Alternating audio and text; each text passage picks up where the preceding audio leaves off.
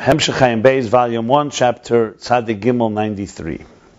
The bottom of page 178, Kufayin Ches. We are in the middle of the beginning and middle of the discussion, the second interpretation of Sfira, which is from the word story, narrative, sipur. Telling a story. Sfiras tell us a story. The first interpretation was the Sfiras reveal a number. As we learned then, a number, like he says in Shayechad Vamuna, the end, that a number just reveals the outer extremity, like the Mispar says, B'china ha'achrena, let's say a gematria of a word, let's say a word, Shulchan, Evan, Yisrael. So the word means something. Yisrael is a meaning. It means Sarisim Elikim, Sarisim Anoshim Elikim Vatuchal. What the Malach said when he named Yaakov. So it's a lot of powerful meaning. Yisrael means Li Reish. There's a lot of meanings in the word. But then there's a gematria, and that also includes power. So the Alter Rebbe in Shaykh Vamun says, what's a gematria? He says that's the B'china Achreina. In other words, the word has a lot of levels, a lot of transmissions, a lot of energy. A number is like he said, we learned, remember the number is what? That you just report the number to somebody else, that you didn't do the counting. So they tell you the number, that's like a gematria, it's a misprach. That's like quantity. You know the quantity of it, but you don't appreciate the real quality of it. And the purpose, Naveda, is to appreciate the quality. I'm mentioning it also because I was just looking. There's a sikha from the Rebbe, Erev Shavuos, Tafshin Mem Zayin, where he says that even though a number is just the last mispah, but because the kavanah, the purpose is to bring it down below, so down, when you bring it down to a physical number, even though it's an external, it carries within it a lot of power, and that's why counting can be permeated, that you count something every hour, the counting, which essentially is the essence of what it says in Ayin Beis. That you in number as it is quantity, you want to appreciate the quality of it. So you begin with a number, but from the number, the gematria, you begin to learn deeper things until you can appreciate the quality. That's number. But story is deeper. When you say the Sfira reveals a story, it's not just revealing the number; it's revealing a story. A story is a message. It's more than just a number, as we shall be learning. So that's what we're in the middle of now. So in chapter 891 began this discussion. This will go for 14 chapters before he goes to the third interpretation. And all this is in context to understand what spheres are in general, the interface that spheres are, and specifically the point of departure was what spheres are in transcendence, in Nigulim. But right now we're at spheres, we're not in Nigulim, we're talking now spheres in immanent energy, internalized energy. So the foundation of this whole discussion is the Rabbeinu Shem Tov cited by the Pardes in the beginning of chapter 91, that sphere is a story, like the Shemayim, like heavens tell a story, the spheres tell a story, and they're telling us through their defined context, because the story is a defined context, Bagbalose, tell us something that we should sense what is concealed in the mind of the Chacham who has the story. So the storyteller has obviously something concealed. The story tells us that's the spheres. That's what the Pardes says is spheres. That the spheres relate and define magbiles, the built-in mugbal. Basically, the undefined and unlimited power of the story is being expressed and revealed to us through the spheres. That's why they're called a story, telling us the story. Sometimes it says that there's the three things: sefer, sipur, sefer, and sipur. We all said in our Bar Mitzvah Maimer when we had no clue what we were saying, and we still maybe have no clue, but yeah. So sefer, and sipur is sefer, sipur, and is sefer is the one who writes. The sefer is what he writes, and the sipur is the narrative itself. So here it's all included in the word sipur, but the story obviously is telling a story that's coming from a storyteller who put it into a sefer. So, to explain what this means, he begins a discussion of Kelim and Eiros and Kelim. Kelim tell the story of the Eiros. What does this mean? Because Eir on its own expires. Eir on its own its nature is Aliyah and Histalkus. It's to go inward. It's to go upward. It's not to express itself. And it's the kelim that draw out the energy. So think of it this way. If we didn't have words, and we had nothing that compelled us to communicate, where would be your thoughts, your energies? They'd be inward. And by nature, air continues to go deeper, wants to go higher, not be drawn down. But healthy kelim, when they're properly balanced, they draw out the faculties, like in the human being. Good words, a good student will draw out the energy. Whereas in Toyu, for example, there the kelim are too diminished, too weak, fragile, so they don't draw this energy. On the contrary, the energy expires and the kelim shatter. In Tikkun, because of the bittul of Tikkun, because Tikkun has bittul, that's why it is able to draw out these energies. And as the containers multiply, with the bittul that they have, they also draw out more and more energy. Okay. And this was the chapter we learned, the previous chapter, chapter 92. He said this is the meaning when we say Agdolas Hazah through mitzvahs. When we say Vasisam Esam, when you will do these mitzvahs, so the Maimon Chazal is, what does the Gemara Chazal say? Mailan Yalech Kilasuni. It's considered as if we created something divine. The Adam Elyon, that created the supernal man. What does this mean? Because it says that the 248 mitzvahs correspond to 248 limbs. So he explains, this means, obviously we're not talking about God, the source of God, we're talking about the manifestation of God in structure. Through mitzvahs, we create the containers which draw down this energy, and that's why Kilo Asuni. We actually create it, because without it, the energy would expire. So mitzvahs draw that down. They actually compel it to come downward.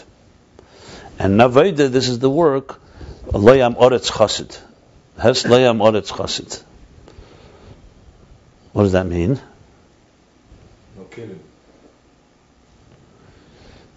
When you don't have Torah and mitzvahs, you can't have the real awakening of Ava.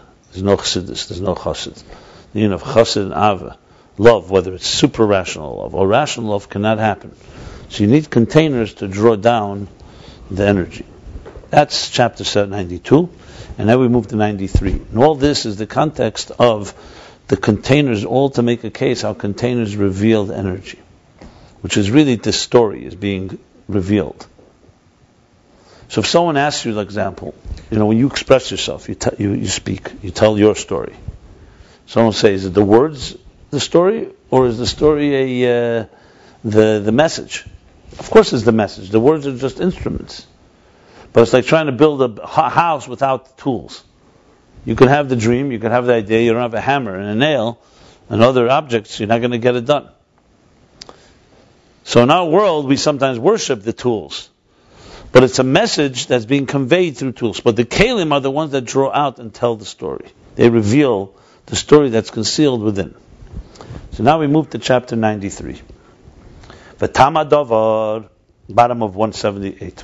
And the reason for this, for what?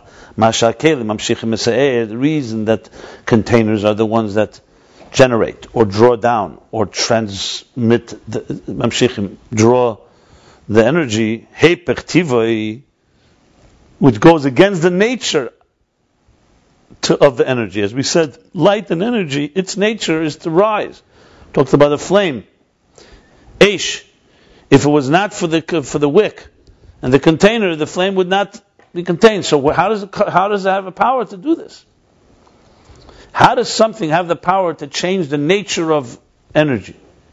If something by nature is to go upward, how do you have the power to bring it down? It means you have to have a power that's more powerful than the natural force that's drawing the energy away. So that's the question right now. Not putting it as a question, he's saying v'tama davar. But you need an explanation.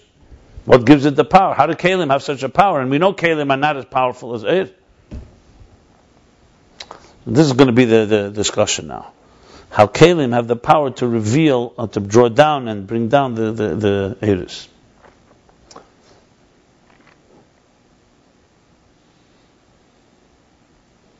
Well, even though you could say, well, didn't we learn that the kelim, when they have bittul, they have that power, because it's the bittul that does it. Well, we'll discuss that. Because actually in the previous chapter, that was the bittul, actually was not that it draws down the energy, that's why it has two things. Yes, it is that, I'm sorry. The bittul of the kelim is what allows them to work with each other, and allows them to multiply and have abundance in a healthy way.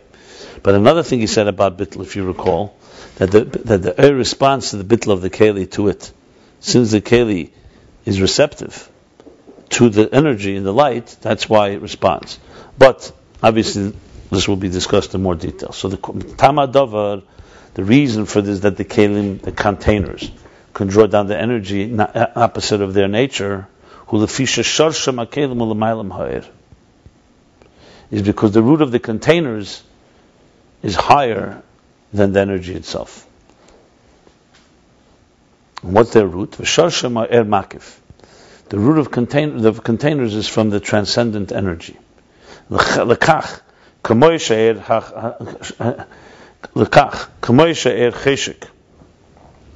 lalis alamakiv.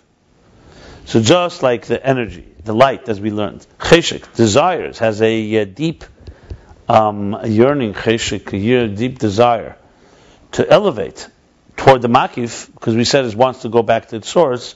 Kach cheshik lated ulisachiz bakelis. So too, it has the cheshik, the desire to come into the keli, because the keli is rooted there. Had the keli not have that, as much as the keli would have bittul to the air, it wouldn't be enough. But the keli has what the air wants, because the container is rooted in the place that's higher than the air, and since the air wants to reach upward, the keli has something that the air gains benefits from. That's why it desires later to descend and to be contained, to be held in the container.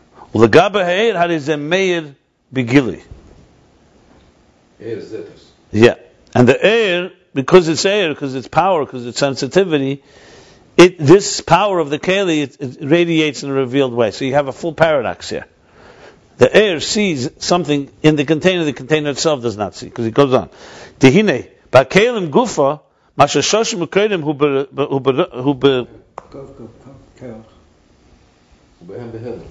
Dehine ba'kelim gufa, koyach shoshim, umukedim hu behem behelam. The power of their root and their source is concealed in them. Because containers by nature, fundamentally, are in a state of concealment. That's their power. Remember, let's go back again to the original discussion about the Kleich HaGvul and Kleich HaBli Gvul. Think about the artist. The artist wants to create a certain type of, he's determined to create a certain image among the infinite possibilities. To do so, this means he wants to have a certain structure. This structure in his mind is just a way of expressing himself, but has two elements to it. To have structure, you have to conceal all the infinite possibilities. You have to conceal the intensity, or else you don't have structure in our type of structure. Why God wanted a structure like ours? Nisavi has a desire for such a structure. But once such a structure cannot exist if we were aware of the whole light. That's why you need a tzimtzum, right? So the structure compels a concealment.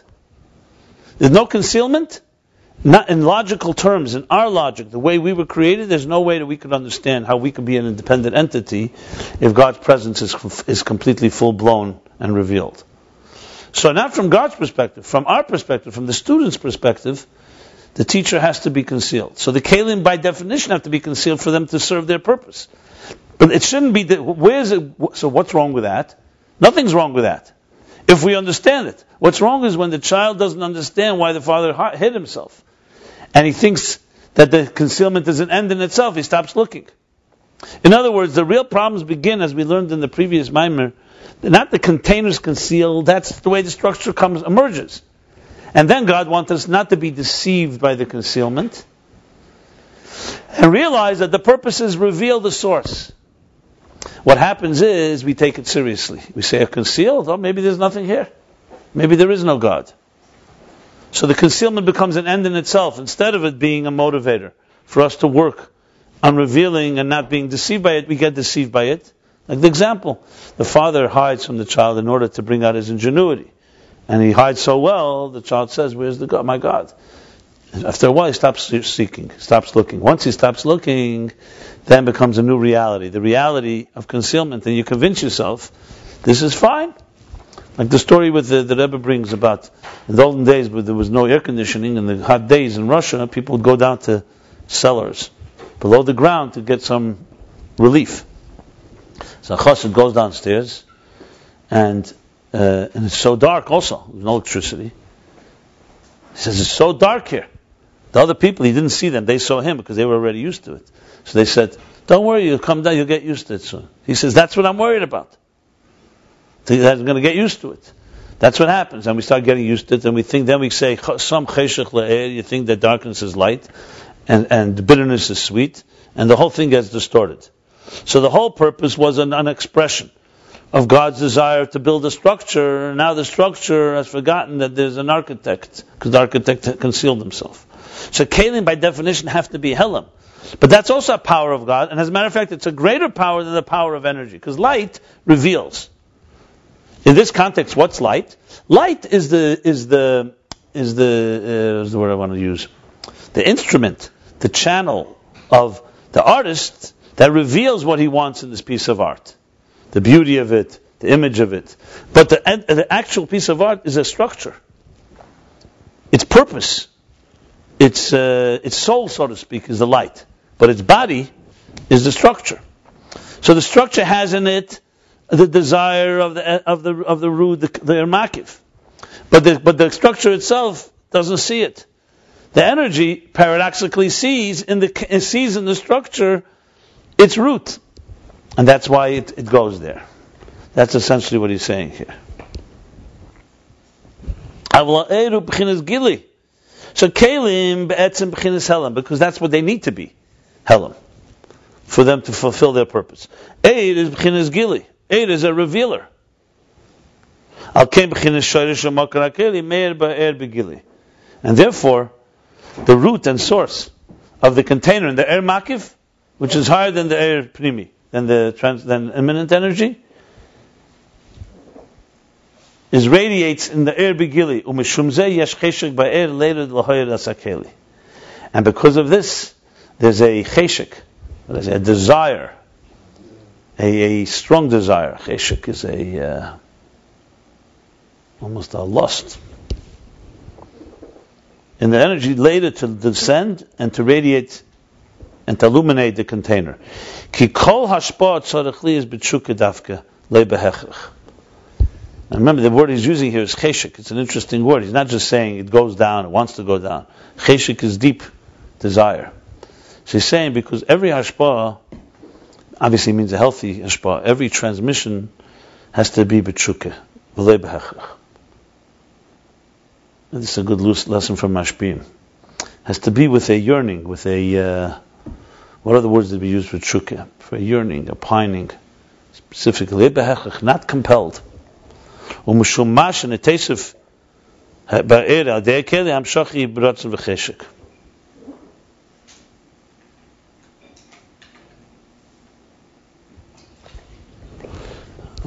How would you translate that? And because of this, which is added in the energy through the container, and because of this, so if you told the air, listen, the kavanah, the purpose is for you to come down below. That's what God wants. So then it would go, Kabbalah soil, it would go against its will, against its natural inclination. But hashpah, for hashpah to be effective, then it's not really hashpah. That would be like commanding somebody to go do something against his will. You do it because that's what you're commanded. But if you want it to be a transmission that's effective, which means a pnimizdik transmission, something that's impactful and internalized, it cannot be compelled. It has to be becheshik. So what's this? So therefore, it's more than just telling the energy go against your nature. It's implanting in the keli. There is the root and source and the ermakiv that's higher than the energy, and the energy sees what the keli himself is not aware of. So the keli has something the air wants. And therefore there's a rotzen, a cheshek, a desire, and a deep desire. Rotzen is desire, cheshek would be a deeper desire to descend into the container because it connects to its source that way.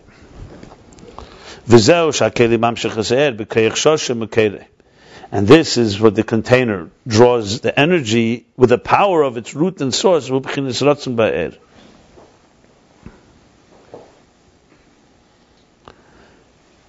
this is where the container draws, because they said right before the container is rooted in the air makif. The air wants the air makif because it wants its source.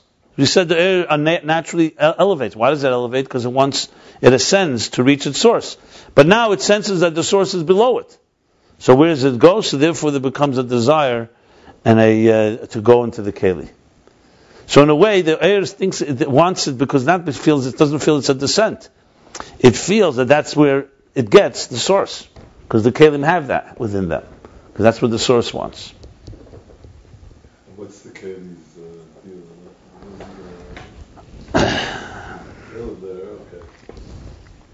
First of all,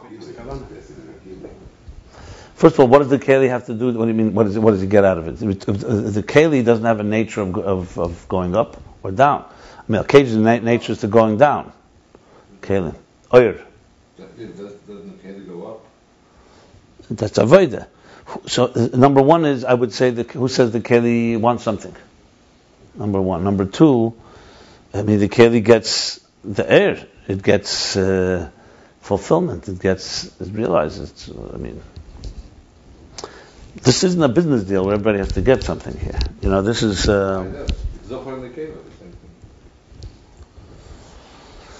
Which one's the Zachar? Which one's in the cave? Depends on the marriage. Depends on the couple.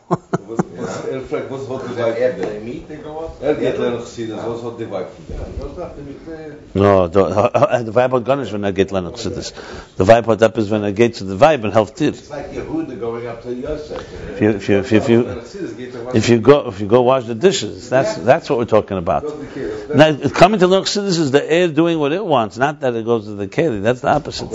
Anyway, why are you applying this not to marriage? Is this relevant? I mean, I'm sure that's the classic.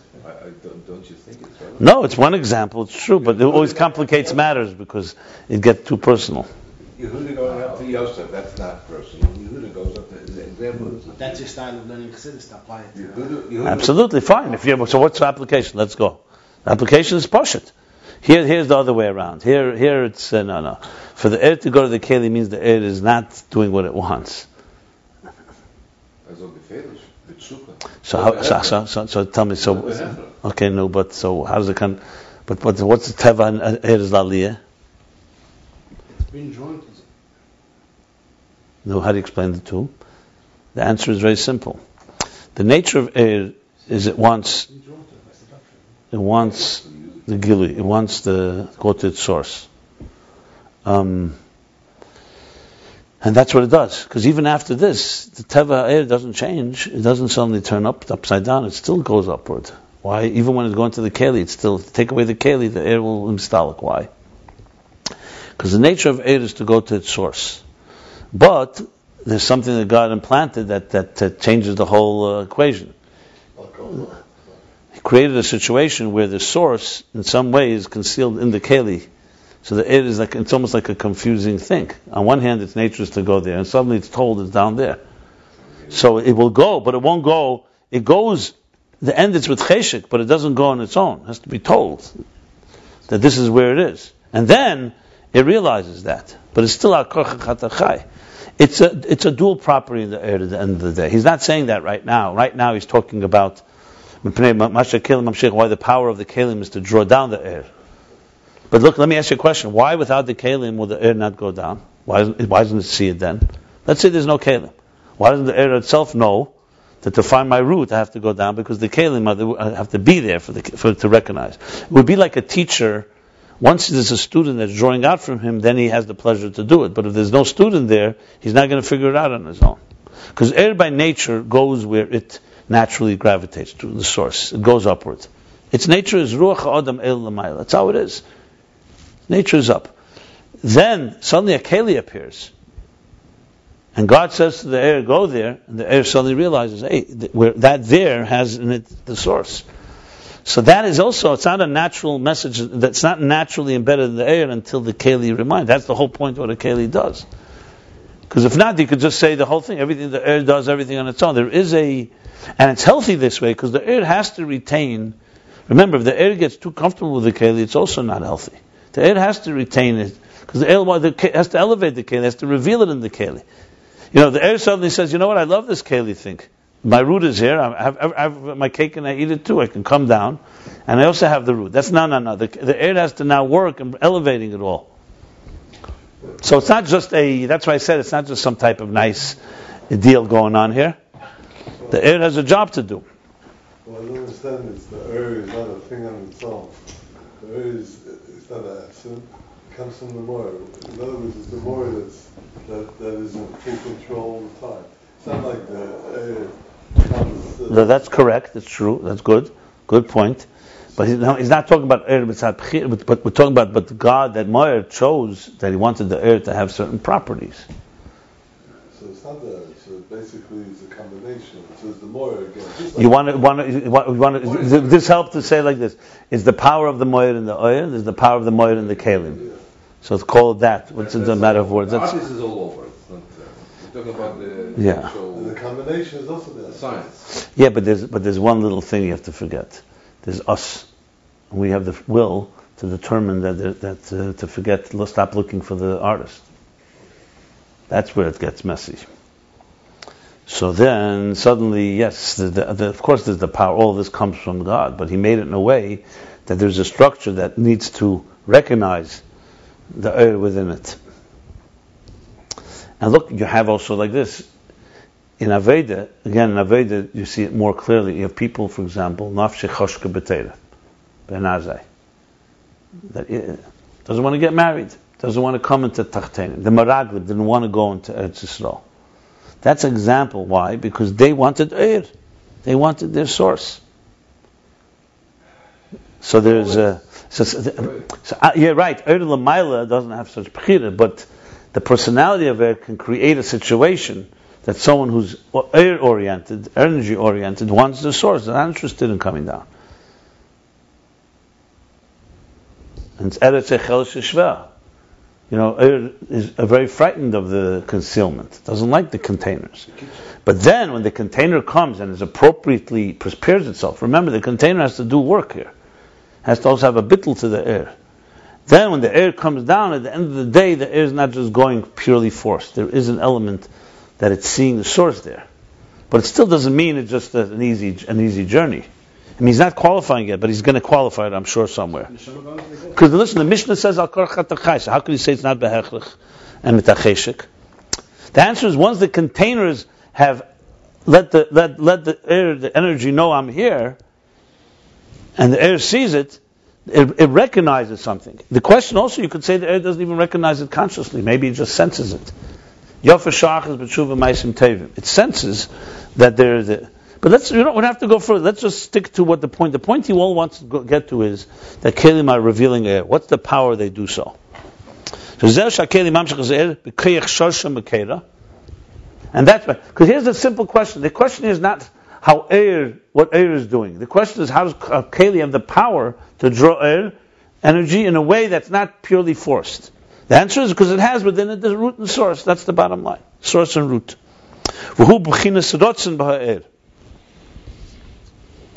And this is in the form of rotzen in the energy. Interesting expression, rotzen ba'er. Simply it means that it's coming not forced, but it's a rotzen in the air. But if you think about it, rotzen is makif, keser. Air is pnimi. The sheirish shemakir is air makif. So it's like almost saying that the keser, the root of the air, the rotzen the root of the air is affecting the air to have now a rotzen to go into the keli. I'm just mentioning because he says the word rotzen by air, even though it's not the literal interpretation of what he's saying here. I just threw that in here. This is a language actually from the Siddur. It's brought many times in the Sikhs. And this is why it was established in Seder Ishtalshalos. It's a very fundamental principle here. It's established in the whole entire cosmic order, meaning the whole structure of existence. A rule. What is that? Lies noat tchilosen b'seifon dafka. That the beginning should be wedged in the end. Remember, that's not natural. If we think about structure, we would think structure is hierarchy. What is Maila, Mata, Mata. The idea, what it says in Sefer Yetzirah, that he says, Esses spheres is Blima, there's 10 spheres. And then Not Chlosim B'Seifon is an additional point that God added into the whole picture. He didn't just create a structure. We've been learning about structure, hierarchy. He created this twist, that the beginning is wedged in the end. That's how it was established. In order for there to be, this is the words from the Siddur, a mashpia makabel, a transmitter and a recipient. Because a mashpia on his own, why would he want to go down and descend and compromise himself to reach a recipient lower than him? So you need to. But because it was established in the whole structure that the end is the beginning is wedged in the end, which means that through the hashpah, through his transmissions, there will be it will increase power and energy in the mashpia. Through this, there's a desire in the mashpia to want to transmit to the makabel. So yes, God could have done in a way that it's forced. Kabbalah says some things you just have to do. You're a mashpia, you are blessed with more. Your mitzvahs you have to share with someone less than you. Could have done it that way. But remember, we talk always about the interface, that the Eibusher doesn't want the ultimate that it should be compelled. He wants that it should be in your nature too. Remember, in the interface, the more integration there is, the more the interface works. So though Kabbalah says a necessity, it also brings into the picture something which is, the higher power telling you to do so. But the whole purpose, like we talked many times, you pointed out that the Torah doesn't just want servants to master. He wants v'yadaitis Hashem Elokeichem, v'ahavtis Hashem Elokeichem. He wants a relationship. So the mashpia, so Tchilosim B'Seifon solves that problem. It says, something? When you will teach, yes, initially it's a type of descent, but you will get something more than had you stayed where you are. So in other words, he's making it a primis dika thing that also from your perspective, from even b'derech so-called b'derech hateva pi seichel, you also want to do it, not just because that's what was told to you to do. So it's actually in the structure. We talked about this many times about Eir and Keli. Why is of Kol Yochel God can do anything, obviously, but He wants us to be able to relate to it, and it should be on our terms. For Mashpia to speak to Makabel on his terms, there's only one way that he gets something from it. We're not talking about being selfish. It means that there is a gain in his. He grows through it, and that growth is what compels it. Yeah, of course, yeah. Yeah, I mentioned that before.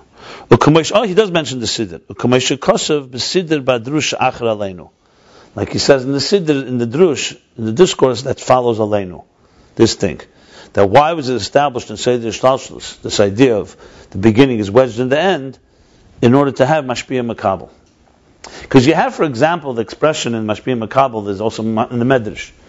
David HaMelech, King David asked God, Liya Kesev Liazov Oman Hashem, that God says, I have all the gold and silver in the world. Why did you create Loma Barasa? Ashirim Vanim. Why did you create wealthy and the poor? Give everybody equal. Why did you create class distinctions, which create so much misery and problems in life? There'd be no capitalism, there'd be no communism, there'd be nothing if there were no class distinctions. So the answer is, Man chesed v'emes man yitzurua. Who would then do chesed? Kindness. Which means there'd be no mashpia makabel if everybody just had the same. So Chassidus goes further and takes that a step further. What does that mean? That when someone is blessed with more, wealth is not yours. In essence, it should have been equal. But because God wanted chesed in the world, He gave you and trusted that you'll have the wisdom to share. He gave you as a pekadon. That's what it says. He gave it to you as in trust. He trusted you to hold on to it, that you'd have the wisdom to distribute it. And that don't convince yourself it's yours. So that is another explanation of why Mishpiyah Makabel. So there it's in order to have chesed. But here he's going further. What causes, why should the Mashpiyah do it? So there the Medrash just says because there should be chesed. But then you find out Yesem Masha Balabai Yesem Ani Yesem Balabai is another like Tamid Yesem Kulam. That the more that what the giver is getting, what more than the recipient is getting, the giver is getting in return. Yesem Masha Egel Reitzelinik Hapora Reitzelinik. So therefore, so it's implanted in the structure that you actually will benefit by giving. So the chesed, therefore, if you want to go further, is not just a chesed, man chesed for the poor person. It's a chesed for you that you have the power to give, and in return will get something that you could never get if you did not give. So it goes even a step further. It's dukkah. In other words, not just the Eibishter wanted one who has more to give to someone who has less, but the one who has more really is getting in return more than the one who's giving to. So let's put it this way. When you think of it this way, it becomes a real symbiosis. It's a constant give and take. I mean, you see it in nature all the time. You know how animals have all these partnerships. The classic is nectar and bees. So the bees feed off the nectar, but they carry it to the other plants, and that impregnates that creates what do they call it? When plants, pollination, right? They pollinate each other, cross pollination, and everyone benefits from it. So there's a constant process of mashpiyah makabel going on, and that's because everyone has something to give, and everyone has something that they need. I mean, another way you could say it's Ezru Chacham Aleben Mikol Adam, which is a double lesson. Everyone has something to teach, and everyone has something to learn. That's why even an ani in Judaism, even a poor person is responsible to give charity. I mean, it's a sign of dignity also. Everyone has something to give, and everyone has something to receive. That's the way the world was created. But the missing ingredient is, why would someone go down? And the answer is, as he says, because the kelim are mamshul the air, because they have in that, in context of storytelling means that when you have a deep story to tell, or a very powerful story, when you actually tell it, and there's a recipient who wants to hear you, it's going to draw out the story far more than that you want to just tell it. And you see this all the time. See people who have something, and then there are people really hungry to hear it. The story is told with a whole different passion. So on your own, you say, you know what? Naturally, I would just do my own thing. But when the keli is there, it has the power to draw out and return. Okay, good.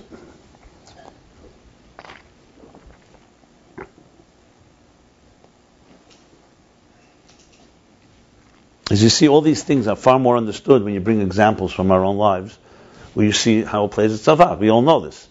That when you teach or when you give in some way, and you receive back in return what you get, so that helps us explain it. I'm just saying that everything we've been learning in Ayin Beis, if you can find examples like that, it changes the whole way how you appreciate this idea. Okay, this is what it says in Siddur. Fine. The same thing is with Eris and Kelim. This was Mashpiyah Makabel. Same things with energies and containers. The no tchilos and b'seif and dafka. That the beginning is wedged in the end specifically, dafka, not in the middle. I remember one of the first things we learned in Chassidus that Rabbi taught us when we were in yeshiva. He gave us. It was a very interesting. He asked us a question, which I remember got my attention, and it was hard to get 16-year-old attention in those days. Old days, but that was our time. Especially 7 o'clock at night when you're busy, you just want to go play basketball or go home, whatever it is. Yeah, so he said something like this. He asked us a question. He said, why is it that the moon is bright? Bright meaning it reflects the sun. And there are many other objects that are closer to the sun, between the moon and the sun, that don't reflect the sun. You see it? There are asteroids, there are objects, there are stones, things flying around. That was the question he asked us. So I remember, maybe it was me, I remember already, because I was intrigued the science of it. So, it makes me, by the way, you start thinking, okay, because the moon is like a mirror. Maybe the other stones are not like a mirror. So even though they may be closer, but they're not reflectors. So he said, but how good for question? Why? Why the moon? Why not them? So I realized science can't answer that, and he went on to say, because it's not tchilos and b'seif. God made it in a way that the end, that sun is mashpia, the moon is makabel. Being a makabel, it has the power to reflect something that only comes from the recipient. The other stones are not makabel, they're not recipients. So sometimes something can be a lot further, but it reflects more. And he went further, he said it reflects something that the sun doesn't even have. Because what the moon has, moon can do certain things the sun doesn't do. Besides the fact, we makadish the Levana.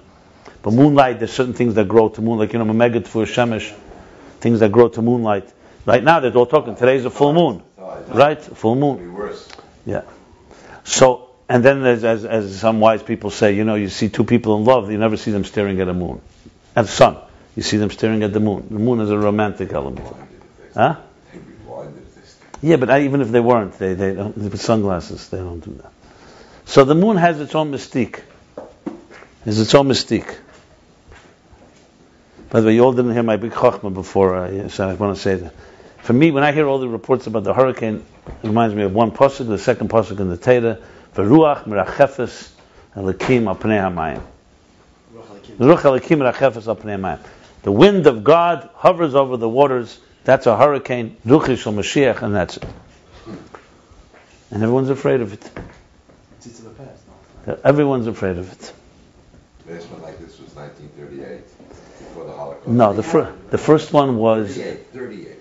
The first one was in the year 1900. There was a big mabul. We survived even that. Yeah, only 1938. History began long before 1938. No, but that's when they had reported in New York. I'm telling you, you're telling me 1938? Then now you're ready outside. Give it a chance. Ruach Elikim Merachefes. Ruach Shel Mashiach, doctor. You understand what's going on? No. That's why I'm here. When the winds blow, that's what you have to see. Whose wind is it? This is definitely not man-made, right? Even the atheists write in their insurance policy, it's acts of God. Gore thinks it's man-made. They call it acts of God. Gore thinks it's man-made. Gore. Okay, so we've outlived Senator Gore, we've outlived other, Okay, so Mashpir Makabel. What was I saying before the hurricane discussion?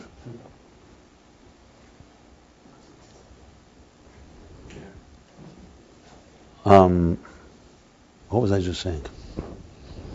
Anyway, bottom line. Oh, so the moon, the same idea. The Notzchos and B'Sefer idea. That it's not just that there's something at the end that brings out something that only the Makabel can bring out. Okay. That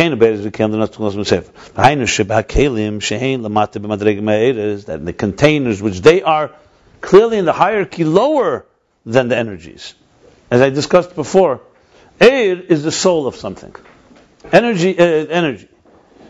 Keli is the container. It's clearly lower. In the context of an artist, the vision of the artist, the soul of the painting, is the Eir.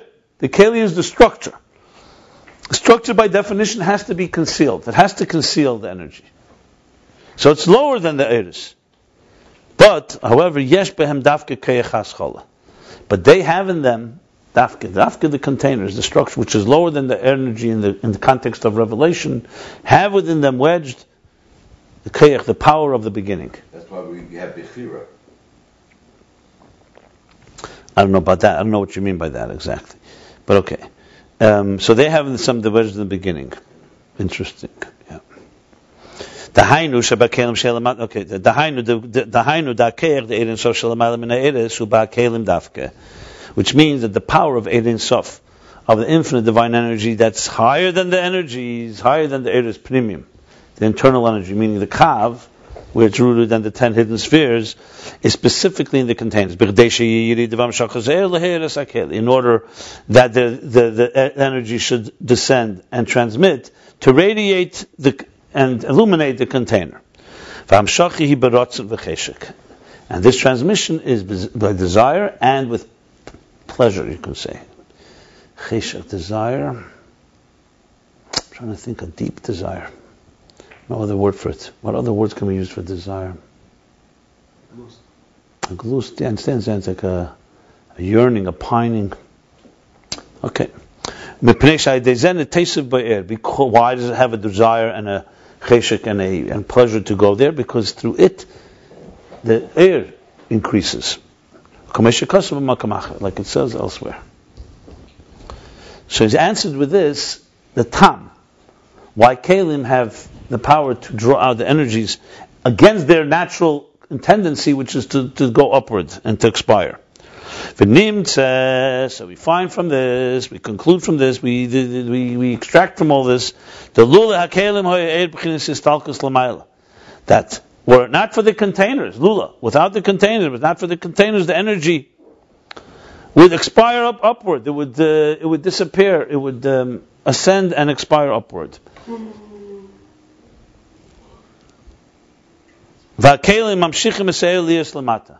And containers draw the energy that it should come downward. It should be below. Besides drawing them down, also through the containers, also revealing the energy. Because till now you could say it draws it down, but what state is it? It also reveals it. Remember we spoke about the faculties. When it's healthier faculties, it reveals more. So it draws and reveals. So it's more than just drawing it down, it also causes the containers cause that the air should be called air hameir. It's an expression. Air hameir means a radiating light as opposed to a concealed light. The lula kelim lo yehoye b'chinas air hameir klal, because without the containers, the energy would not radiate at all.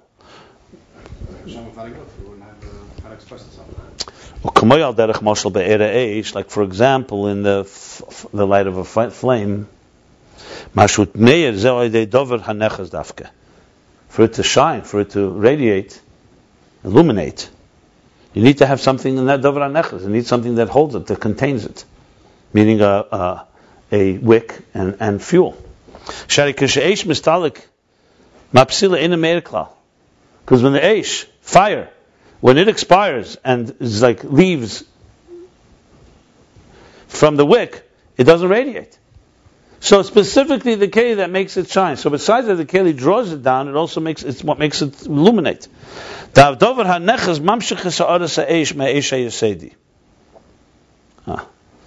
davar hanechas, the thing, the container that holds on, the thing that grasps it, there must be a word for it, not vehicle.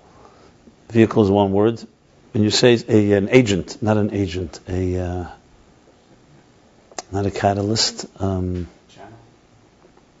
when you say something is like a cause. There's a word for it. Catalyst is a good word, but that doesn't mean here catalyst. Not the verb. It's more of an object that in chemistry you have it. That to create a chemical reaction, you need something besides a catalyst. You need something to hold. Like for example, snow. Snow needs a dust particle around which it crystallizes in order for it to become a particle, or else it will remain. I'm just saying that's a davar hanechas. There's a word for it in English, a very good word in chemistry. It's like you create a chemical reaction, but if you don't have something to hold, it dissipates. I'm trying to find what the word is. That's what davar hanechas. I mean, davar hanechas literally means a thing that holds on to, that something's unhalten. That we call like for example eitzim. Well, even the Rebbe brings it in the Begay the Rebbe Chav Beis Shvat. What is the din of Shulchan Aruch the Alter Rebbe? That if you light a fire, it doesn't have a davar hanechas, it's not considered a malacha. Right? What's the lashon there? Eish. It's an expression. I'm trying to find the word davar hanechas. It needs to have something that brings it down.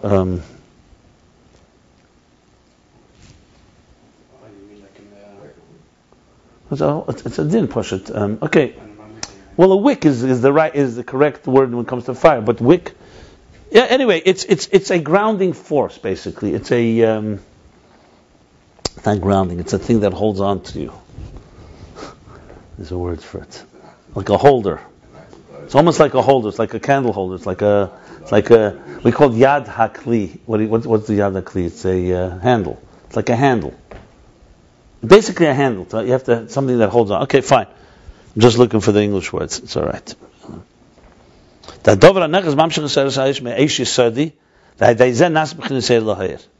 Because where's fire come from?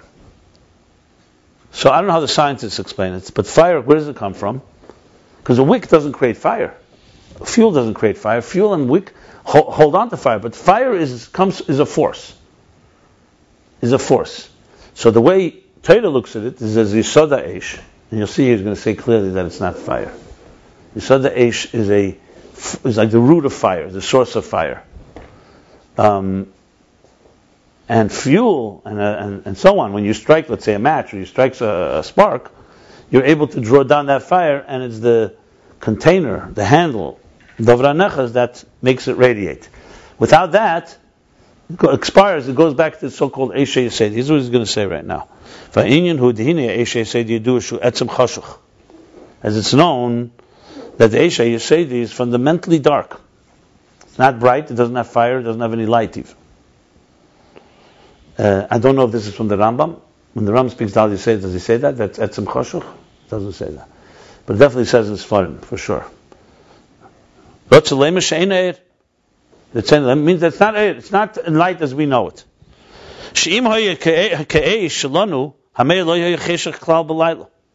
If it was like fire, like our fire, then it would never be dark at all at night. Before, when I showed you earlier, he said it would burn up the world. Yeah, so you asked me what the L'Cher is from a distance. Well, it depends where the Eish Yesedi is, It's around the moon. Yeah. But here he's saying something else, that it would never be dark at night. Because if the Eish was real Eish, it should just be bright, so bright, it should be like the sun, causing the daylight. That's what he's saying, Pashtus here. But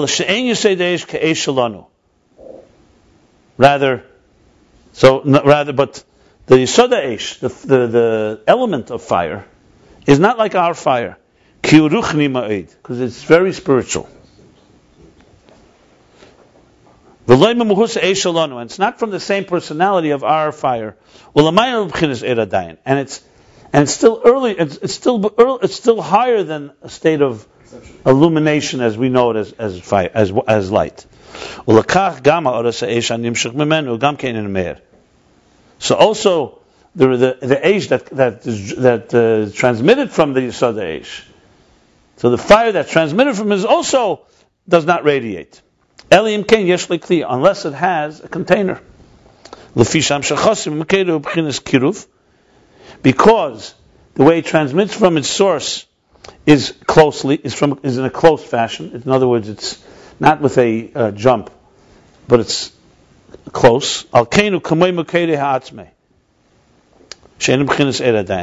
it's just like its fundamental source, which is not yet Eir.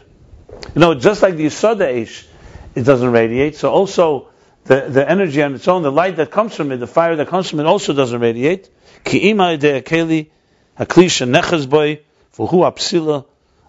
Only through the container that holds on to it, that contains it, and that is the wick. Being that it's a different mitzias, it's not fire, it's something outside of it, it's a completely separate entity, it's a foreign object. How does it mastic tzasaleir? Therefore, it somewhat conceals slightly on the light, on the energy, on the light. And through that, it causes it to be a radiating light. Now, I'm not sure how it works with these Seder's because I have to look into that. But I can understand what he means conceptually, especially Eid Ein Sof. It's something like this. Let me use an example that I think may be helpful here. From the mere fact that we have faculties and functions. I can speak, I'm speaking to you now. We have intelligence, we can talk to each other intelligently. We have feelings. We have the ability to see. We have the ability to hear. You have to conclude, even though you don't know, you can't see the source, that these faculties come from somewhere. What's the difference between a corpse and a live human being?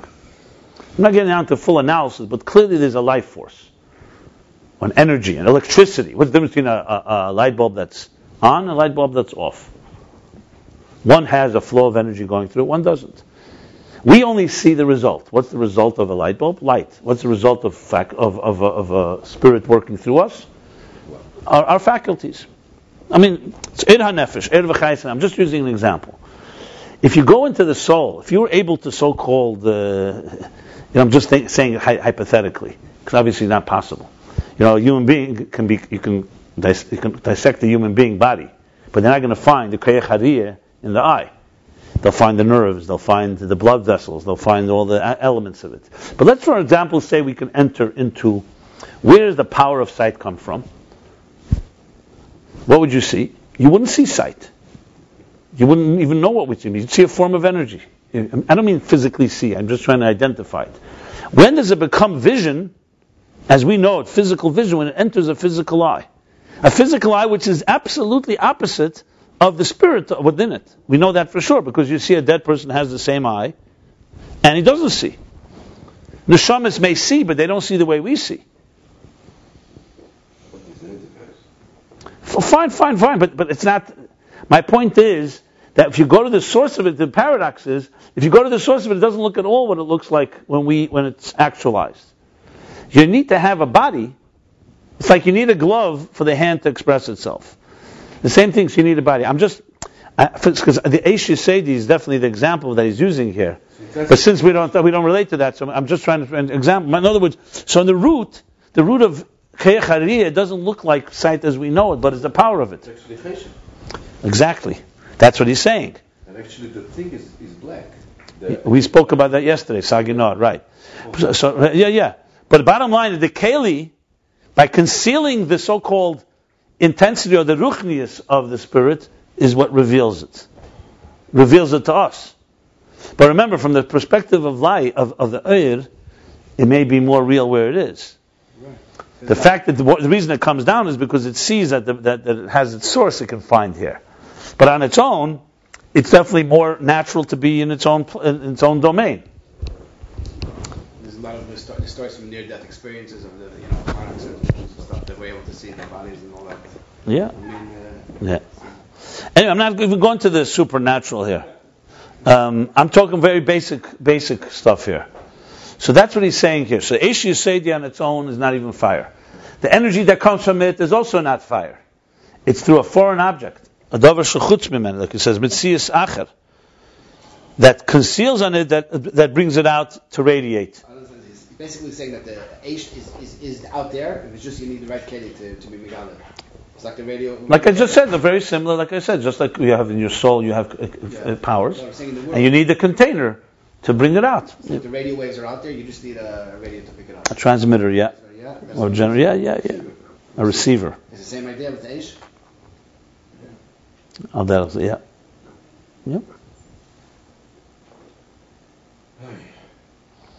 Yeah, but he's explaining why. Because there, it's in that form of state. It's not radiating. You need the other thing to so-called conceal on that state of affairs in order to make it to emerge. It must transform also. It has to transform something within the It doesn't speak about that. Right.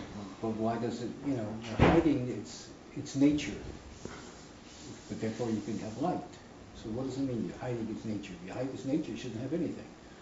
It says Maksas, Master Ksas. Right, so it's hiding something. He's hiding the personality of how it is on its own. It's like a container, like our eyeball, or our conscious mind, or our hand is somewhat concealing the way the power of the faculties without the organ or limb.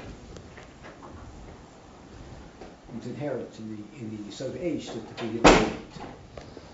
Look, this is true in any situation. Every container, for it to reveal, has to conceal. That's the rule. The question is, of course, if it conceals too much, you're right. Then it blocks it. If it reveals too much, it also doesn't let it function. It's a flow.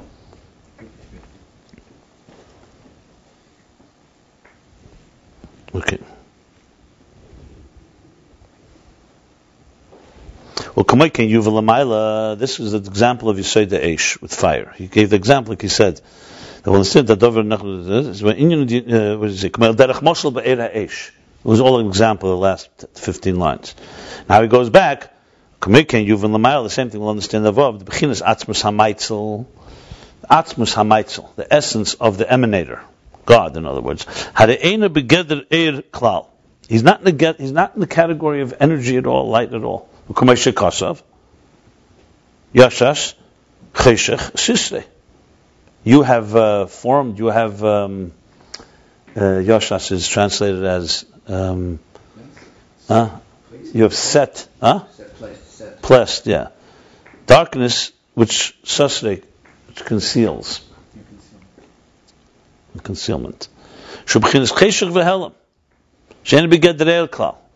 Not to say that God is dark and not light, but He's not defined by light. So from a perspective outside, it's a form of darkness and concealment. It's not in the Gedder, it's not in the category of Eir Klal. So for example, when you say the essence of your soul, you're not going to say it's dark. Compared to something that's revealed, it's not in a state of revelation. It's what it is. And it's important to say that, because it's not like he's cheshech, that's his personality. His personality is not darkness either. His personality is not defined by revelation. So therefore, that's called Yoshas Cheshech Sisra. He should be said. It's the same thing. So this is the example, Yisayid Ha'esh. Then comes the next step. What about something that reveals itself from there? Same thing. The Gilim in Atzmus, Lishagil B'chinas Kirav V'dvekes B'mkeidei. Same thing. Something that's revealed from Atzmus, which we're talking about is Eir, that reveals a revelation, being that it comes in a form of closeness. It's not a jump. It's Kirav V'dvekes B'mkeidei. It means it's like the sunlight. It's expressing its source. So it too, it's also not an energy that is to radiate. You remember earlier on we learned that there's Eir Pnimi. Its purpose is to lahayras elements, and then there's Eir that just reveals the source. So it's true, it reveals the source, but in its fundamental nature, it's not a revelation yet. If we were there, we wouldn't see anything. The root of it. Yeah. Here means to illuminate in some particular way. Here means to illuminate in some particular way. I wouldn't say that at all. I would say to radiate, to illuminate in some way that's outside of the essence. Okay. In other words, from our perspective, it's like if the teacher is just going to express where he is, the student will not be able to relate to it. Like machshava, it's to yourself. Here, revelation means revelation from a perspective of a recipient. Obviously, at the end of the day, we're going to learn that Eir is what's the difference between Eir and Atzmus. Then it's clearly two stages. That Eir is a revelation. I called it the existential expression of the non-existential nature of the divine. But it's not a revelation that we can call ready to. That's why there's all the levels we spoke about. Eir Ein Sof, and then there's even before he desires something, and then there's desiring, and then there's all the thing. But so what you have is let's put it this way. Eir Ein Sof, we talked then, was just Atzmus wants to begin to create an existential reality. So Eir carries that, but you can't call it an Eir Hameir. You can't call it a light that's shining to a recipient or in any possible way. It would be like Etzem HaNeshama, without a body. So what is that? Of course, it's all rooted there, but it doesn't have any.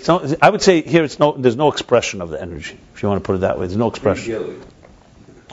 Yeah, that's correct. But it's a good point, because it's still called Eir. So why is it Eir if it's not Meir? The answer is because all its role here is just simply, it's the existential, the non-expression of something that is beyond all that, essentially. I mean, you could explain it it needs explanation, but enough for right now. So then we have the second step. So even that's what he said, that even the Eish that comes out of the Eish you said the Eish is still Chayshach. In other words, what he's really doing here is also explaining the role of Kalim. One of the questions that, I don't know if I brought it up, but I'm sure you think about it. Well, at the end of the day, it's all powers of God. Eir, Keli, Seviv, Mamala, what's going on here? The answer is because God wants a structure. So structure means there has to be levels. So yes, from the point of Atzmos, Eir, Keli, it's all the same thing. But from the perspective of creating a system, Eir's role is its connection to its source. It's the agent of the source, as we've spoken about. Keli's role is also revealing something of God, but it's revealing a concealed element, which is that there should be a structure. So if you ask it, is it revealing something? Yeah, from God's perspective, of course. It wouldn't have Kalim if it wasn't doing something. It has a role to play. But its role is to conceal, not to reveal. with the goal that we should reveal what's within it. What I'm trying to say is that that's like the example where he says, well, why didn't God make it, for example? You know what? Just like you go to you want some water, you go to a fountain, you go to a brook, a Ayin, you take water. Why didn't God make it that if you want fire, there's a place where there's fire, you just take fire? Hypothetically. No, just like a body of water, body of fire. He didn't make it like that. He made it that way. You need to find fuel. Then you need to make a wick. Then you need to some way spark something from a stone. I don't even, you have to know exactly how it works. Some chemical reaction. You strike two things. And a spark with a wick, and it holds. Why? Because Mayim has a different role. Fire is an example for air. Air on its own it needs to be generated. You can't just find it in a place. Because on its own, it's in this state of Yoshus Cheshach Shishrei in its place. Even when it comes out of its source, it's still very close and similar to its source. You need a dover mitzias achar. That's the keli. Now, you could say, is it truly mitzias achar? You say a container, the divine containers of Atzilus or in the root are separate from God. No, from God's perspective, it's just another, of course, it's Ein Ed Mulvade. For him, there's no difference between water, fire, and the containers and the energies of them all. But from the perspective of creating a structure, they definitely function very differently. So Eid on its own is very close to its source, and that's why it on its own you need to draw it out. It's not going to just easily make it out. But in the container, which has the Koyach HaAtzmus, once it's there, this wick is able to communicate, and the Eid senses in the wick, I know where you come from. You come from where I come from. And actually you have in you something even higher than I have. Because you're fulfilling the purpose of the root. Therefore, I'll cooperate. Even while it retains its natural tendency to go upward. I mean, he's really breaking down here the dynamics of how Eid and Keli work. It's actually helping us understand what the role of Keli is, really. Because Keli is that structure. Clearly that's what it is. It's a very fundamental Pedic. Very well said. Very well said. Well, the credit goes to Rebbe Rashab. The question is to translate. No, when you read it, I see now he's saying the words, the example, because I'm thinking Obama is breaking it down in steps. Because if you go back to now, because you talk about we always like bring to a model. Here's the model. This is a model of hashpah. How do you speak to someone when you're a mashpia, a parent, an educator, a mechanech, whatever it may be? It's a process here. That person, you're not just doing him a favor because he's the purpose of it all. So I'm saying this is a good lesson because on your own you wouldn't really apply yourself.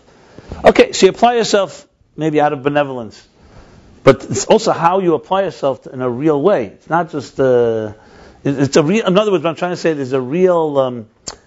You can take this a model of how a teacher and student should have a relationship. Because on one hand, obviously, the students have to have the bittul to the teacher. On the other hand, the teacher has to have a bittul to the students. Not, I don't mean who's calling the shots, but a bittul as he's applying himself. He's not just, shining light. I mean, it's a very fascinating study in real hashpah, in real relationship. Because you see this, some mashpiyim, for example, transmit too much, some too little. You have to have it's a real relationship. And there's the role of the keli. A person who prepares himself well and teaches, you could tell right away. What did he do? He cared. He was, and he was concerned, and he applied himself. So he conveys the idea to the students because he prepared. I remember we used to have teachers came in. We knew right away they didn't prepare. And we knew when they did prepare because you saw the clarity. You saw how if you were in the mood of learning, obviously. If you weren't in the mood, it wouldn't make a difference. That's another story. But but if you're in the mood of learning, it made a major difference because you saw that he applied himself. He was like I said before. You have to conceal a bit in order to reveal properly. We had Lichtig Gan Eden Rabbi Marlowe. He was our teacher. Long before he was a rabbi, he was a teacher. We had him in 5th grade in English, and we had him in 9th grade in Hebrew. Came Chanukah, he would learn Hilchos Pesach. Because he wanted to know Hilchos Pesach. Alter Rebbe's Hilchos Pesach is basically as long as, it's long. None of it got burnt, so we have the whole thing. And it's long. And he would read it. And I remember, read it day after day from Chanukah till Pesach. It was Hamshachas HaEris without Kalim. Most of us were busy with other things. Who was interested in learning Hilchos Pesach, especially in details? He wasn't summing it up. So he was doing it really for his own knowledge. And if someone wanted to follow along, they followed along. That's an example of Eir on Kalim. You know? What? Right? Same thing. Your days too? I'm not exaggerating. I'm just giving an example. As I said, he mastered it, but it was definitely not on our Kalim. That I can tell you right now. I'm just giving an example. I mean, there's far worse than this. Teachers who don't teach altogether. He at least was learning. But my point is, hashpah is an art. It doesn't come easy. And what you're learning here is really, we learn from how God created existence. Because you could ask a question, why do you need the stage that's not Eir HaMeir? Why not? I mean, the whole purpose is to illuminate this world. Bimam Shechair, and that's it. That I would include in a quiz if I asked you. You have to have the answer for this, because I've explained this many times. The question the other way around. Why have a Eir HaMeir? Why have a Seder Eish that's dark? And even the energy, the light that comes, the flame that comes is also dark. You need a container. If the whole purpose is the container, Eish should right away go into containers. Well, the answer is, my friends, is because it's the other side of the interface. You want a reminder of a God that's beyond existence. And Eir reminds us of that. So you have constantly both tugs. In other words, Eir has to retain its divine personality that's beyond containers. Same time, it has to sense the container has something, because that's the purpose. So it's a constant, let's put it this way, it's never, you never have a total peaceful solution. It has to be there, but it has to be restless, or else we're dead. Yeah, the line flattens. Right, exactly. That's a b'shuv. No, really, that's Talmidei Chacham ein lem menucha le'be'elam hazel le'be'elam haba. It says Yom Shekuli Shabbos HaBenucha. And you say, God Almighty, what do you mean? You're telling me even Mashiach comes, we're still going to have to know restless? I think we're going to just lie. So the answer is, I think maybe the Mashal says it, but I know it's definitely brought from a Farshim. It says because you have menucha from not having menucha. That's the Yom Shekul Shabbos menucha. What does it mean? That there's two types of not menucha. There's not menucha, anxiety and unhealthy restlessness, which is disturbing. Then there's a beautiful heder menucha, like the Rabbi. It never rests, like a flame. And a shaman never rests, always wants more godliness. So that type of not menucha is a bracha. So just a question. It's the problem. The reason we want peace is because we relate to lack of peace, absence of peace, to anxiety. By us, it's either anxiety or it's retirement. And there's a third thing. It's called having healthy restlessness. I've ever told you my story. When I was years ago, I was driving up to the mountains, and New Yorkers, we rarely see cows. I mean, I don't mean B'tzudas Adam. We see real cows. So I saw the cows, grazing. We see them. It's a novelty when you see it the first time. A cow. A cow. I don't relate a cow to a piece of steak, but it comes from that cow. So I decided to stop at the side of the road, and I was just amazed. I was studying it for half an hour. The cow grazes peacefully, never restless, all day, and day after day. And it doesn't have any therapy, doesn't go to therapists, doesn't have to fabreng, doesn't have to drink, doesn't have escape, there's no Simchas Torah, there's no Rosh Hashanah, no Yom Kippur. Calm, peaceful. It breeds, it feeds, takes care of its children, it dies, next generation. Could you live that way? Some people whose life is very chaotic. No, some people whose lives are very chaotic, it's very envious. It's called animal bliss. There's a thing called, animal envy. Animal bliss. It's a bliss, a peace. And you understand right away what the Frierdiker Rebbe says, that a behemoth kemlish gesehen the himmel, an animal ever saw the heaven, so it walks on all four. There's no sumar meinechem. So it's not, we look up in heaven, we see stars, what's out there? We spend billions and trillions of dollars on NASA to just satisfy one thing, curiosity. What's going on? Yeah. We build better homes, fax machines, computers, iPhones. These animals live in the same habitats, they eat the same grass, they're not looking for fancy foods, there's no fast food, etc. A completely different reality. It's a study in contrast. So, I'm just saying that's a complete menucha, but it's a different type of menucha. Now, did you tell people this? They say, yeah, it's very envious, but try it out for a few hours. Once you do it a few hours, you come running back to real life. My point is, it's just different types. We have a restless soul, and it's supposed to be restless. The question is it going to be restless with negative things, or is it going to be restless with positive things? You know the Rebbe's word, Shmois, Teire Shmois, Meridike word. It says, B'chemer l'levenim, right? What is it? Aveda kosher, B'chemer l'levenim. Right. So the Zohar says, Chemer is kal v'chemer. What's Chemer l'levenim is bricks and mortar. Kal v'chemer, which is learning Torah, and Liban Hichel is a crystallization of halacha. The obvious question is, even that there are many interpretations of puzzles, how do you even reconcile the two? It's like completely a trigger chapet avant. Here talking about bricks and mortar and one of the harshest oppressive bondages. It's all negative, and here something talking Kalvachem is learning Torah. The only similarity is Yigiyah. They both have Yigiyah. So the Rebbe once said that everybody has to struggle in this world. Your choices. Do you struggle with bricks and mortar, or are you going to struggle in Torah and you won't have to struggle there?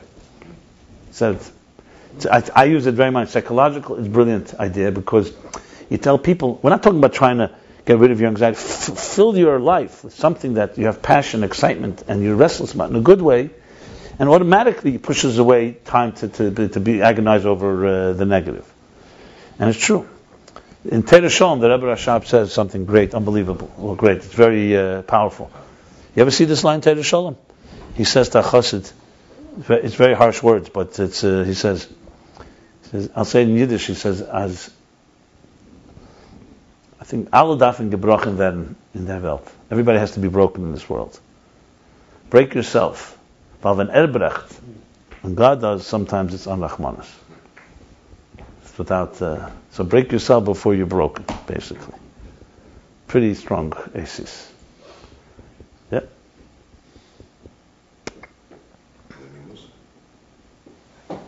So anyway, going back here, so we're talking about, the Eir, going out of its source. So same thing. So the Eir is not Eir l'Hayir. It's just an Eir. One second.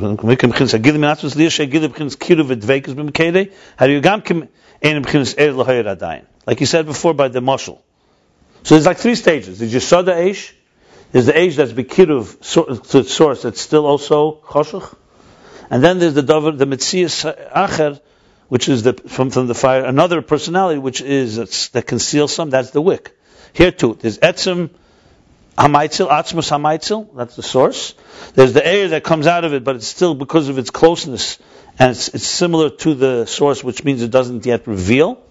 The Levad B'chinas Adveikus V'Istalkus Shalei.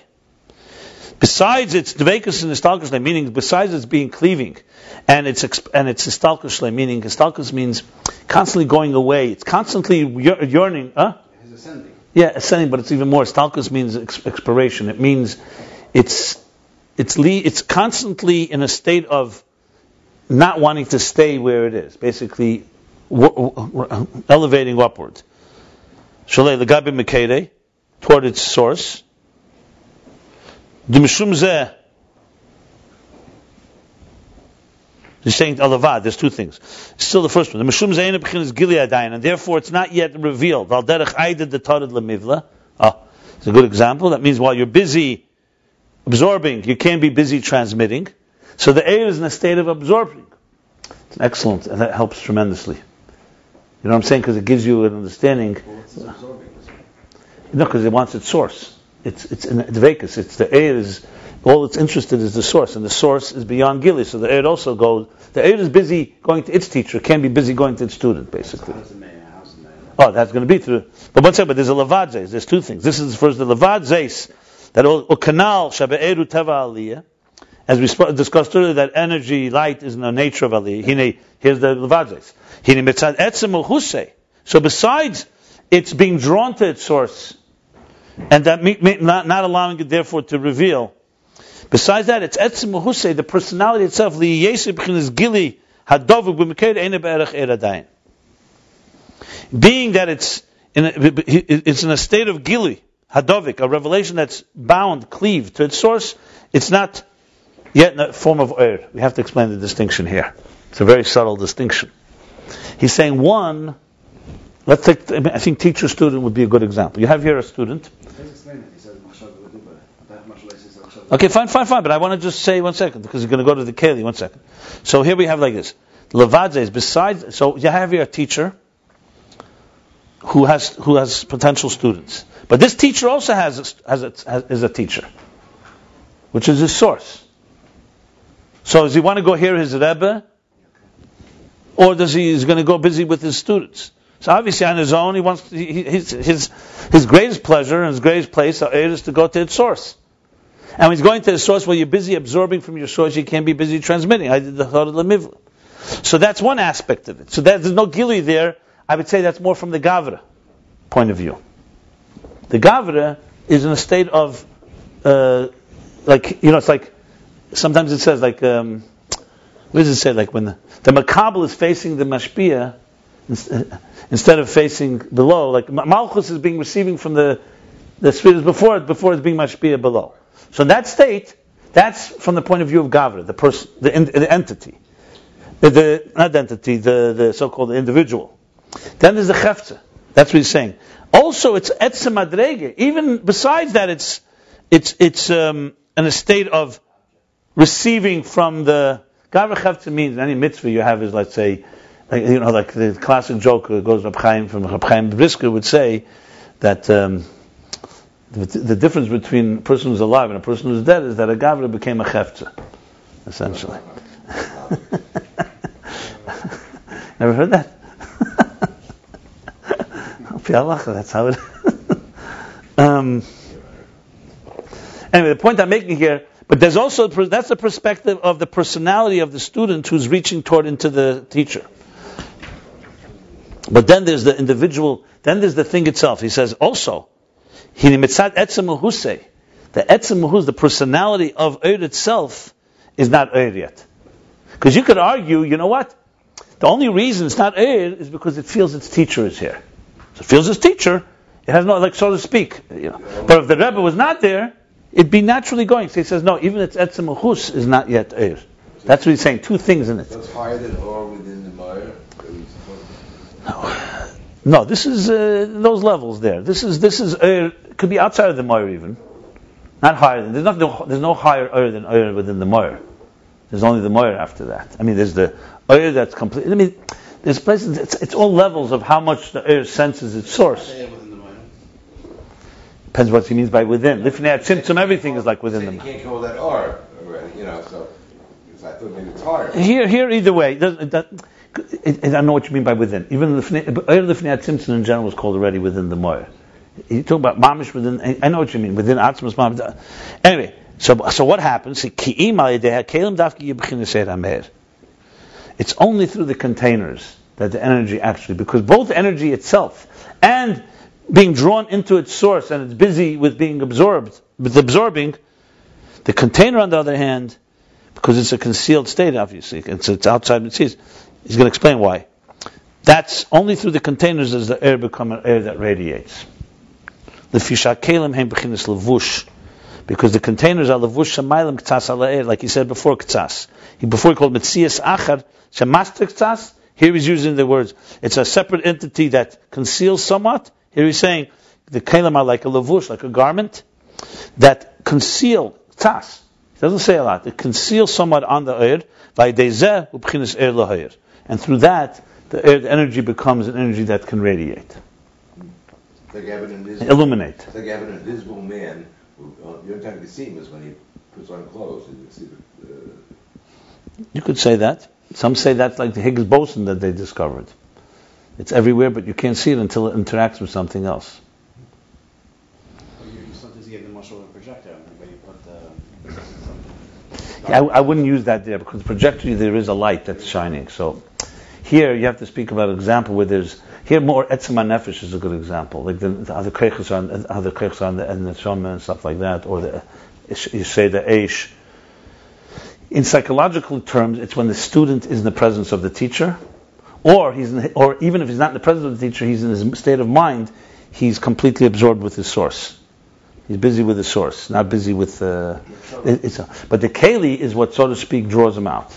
It's something that draws him out, and it has within it enough power because it has the source in it too, and therefore the air responds, or else it would have to be forced. So the air Huh? The Kelim would be the Yeah, the Kelim would be the Talmud. Yeah. Okay. Well, Kamoy al derech mashal gives an example. Eisis hamachshava v'adibur, like the words, the letters of thought and speech. Shayodei hu gili era seichel. He used this example right in the beginning, if you remember, of this whole discussion. We spoke about telling the story. He said, Bria is cheshech and helam. Remember? You'd see it as gili. Machshav is Bria. Thought is Bria. Right in the beginning. Looks like he's going back there. For example, thoughts of this. So, Achshal Yodam, the letters of speech, reveal the Eira Seichel, the light of the intelligence. Oh, letters in general, I'm sorry, not Dibur. Letters in general, the difference between letters of thought, letters of speech. Shal Yodam, in general, letters, through them they reveal. Because there cannot be any Gali Seichel, you can't have any revelation of Seichel without Esis. Even to yourself. But to yourself, it's Esis HaMachshava. And other places, I don't know if he says it here, but other places it explains there's two levels. Sometimes, right before you speak, you actually can formulate letters like words in your mind, like what words I'm going to use.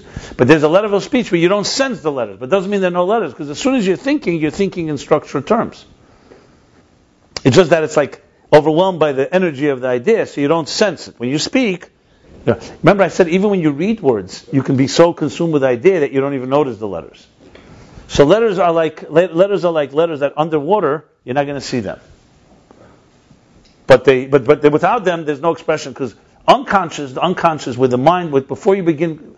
Remember, seichel is intelligence. Machshav is active thinking. Active thinking must have letters. Seichel does not must have letters. You can have an idea like that you thought of yesterday. Right now you're not thinking about it, so you don't need letters. It's just like in your hard drive stored. But when you retrieve it, it has to have something to hold. It's holders. It's something to hold on to. It's Kalim, just like in the Sefer Torah, they say the letters itself are Kalim. Yeah. The or is the white. Yeah. I always wondered that one. So anyway, so to yourself, the Gilui, how is it revealed to you? Is through Isis. Through letters. How do you reveal it to another? That's the letters of speech, of thought. How do you reveal it to another? That's letters of speech. But everything with letters. You need to have kelim. Which means which means it's through the letters that malbishim, they garment, they dress, they enclothe the energy. Shemisalim ba'esis, that gets concealed in the asis. It conceals to some extent. Because the asis themselves, the letters themselves, fundamentally are concealment, are a state of concealment. If you just saw letters and you have no seichel at all, letters mean nothing. Right? If someone didn't understand the idea, they just read the letters. So letters are not revealing, letters on their own are concealers. He's not talking about somebody who doesn't know the language and he sees the letters. No, he's talking about Even if you know the language, we have no seichel. Same idea. Yeah. Yes. No, he's just trying to point out here, again, the paradox. It's not that Kalim reveal. Kalim, by definition, are concealed state. But that concealment reveals, because you have no, it's a mix of the two. It's Eir and Keli working together. In other words, like someone said, Yog l'chach mishtika, that doesn't mean everyone who's silent is a chacham. Not everyone who's silent is a wise person, but a wise person knows how to be silent.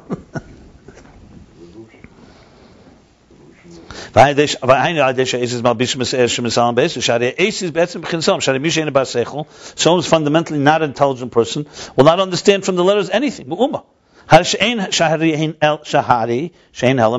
means that they are fundamentally a concealed form. Aleph Beit. So, when the seichel manifests and clothes itself within them, it get slapshus haseichel. Harihu. Yeah, okay. Harihu. The seichel, the intelligence, is concealed in the letters. And through that is the revelation. Again, we're not talking about revelation. We're talking about revelation that there's an expression. That's what it means. You're talking about it exists? Of course it exists. In Atzmus it exists. In the Eid that comes out of Atzmus it exists, but it's not Meir HaMeir. It's the Kalim. So here, it's the letters that conceal as they reveal. U'makol mokim, parentheses now.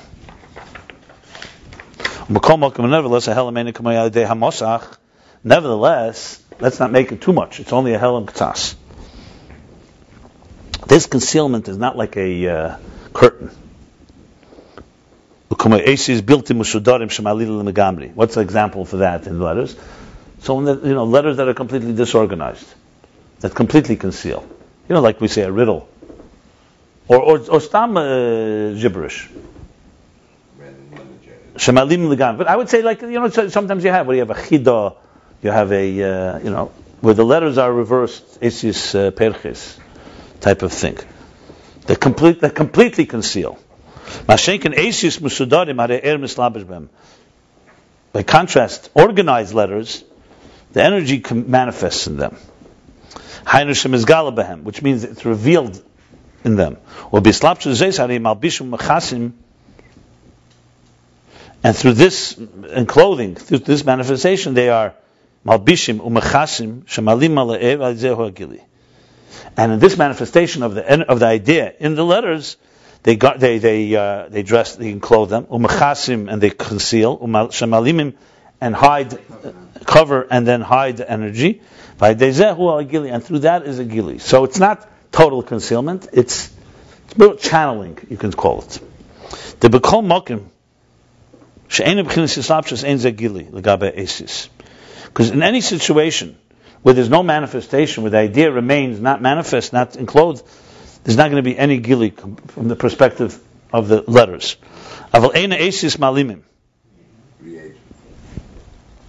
But there also the letters are not concealing.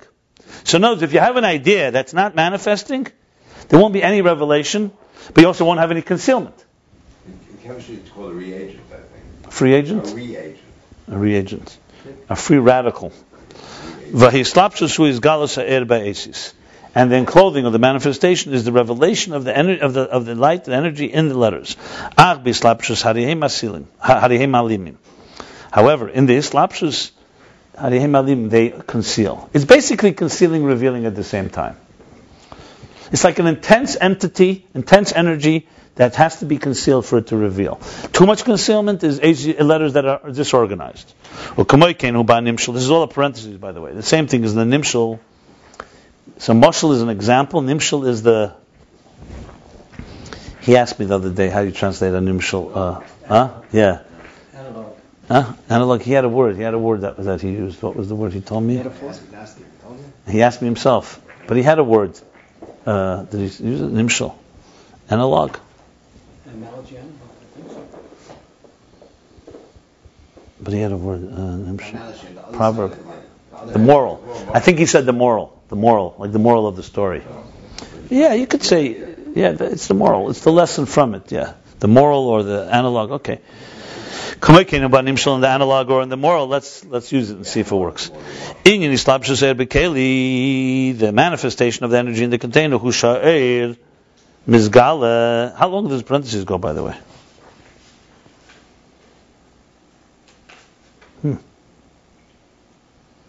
All the way to Kamesh's bar. It's a pretty long one. Okay, so also in the nimshal, in the analog, in the moral, the manifestation of the energy in the container, husha'er mizgala ba'keli. The energy is revealed in the container. And because it's a manifest, it conceals on the energy. It's exactly as a teacher manifesting an idea in examples, or the human body, or spoon feeding someone. So completely withholding them the food is not spoon feeding at all. So there's a revelation, but it's a channeled revelation basically, and therefore concealed. It conceals there that it should become in a state of air and gili, because on its own, as we said, the air is not a revealed state. And this is like the inyan, like the subject, the discussion, that through the container, the energy becomes like the personality of the container. So he's taking this a step further now. Which, remember, this whole idea was discussed in early chapters. You remember the examples in the first mimer, the second mimer of Ayin Beis, was the example of Eris and Kalim, how they speak to each other. And one of the points that he makes there is this, that not just that the container reveals the energy, okay, but the energy becomes kimahusa keli. It assumes the personality of the container. Liyas b'bchinas mitzias eir, that it should be a state of mitzias, of substance, shezer adei slapshus, which is through the manifestation, and the clothing she'er mislapish v'nitzis b'akeli, that the energy manifests and is contained, nitfis, and grasped, held by the container. U'kamoshn is bar liyel. Exactly, as we learned this earlier.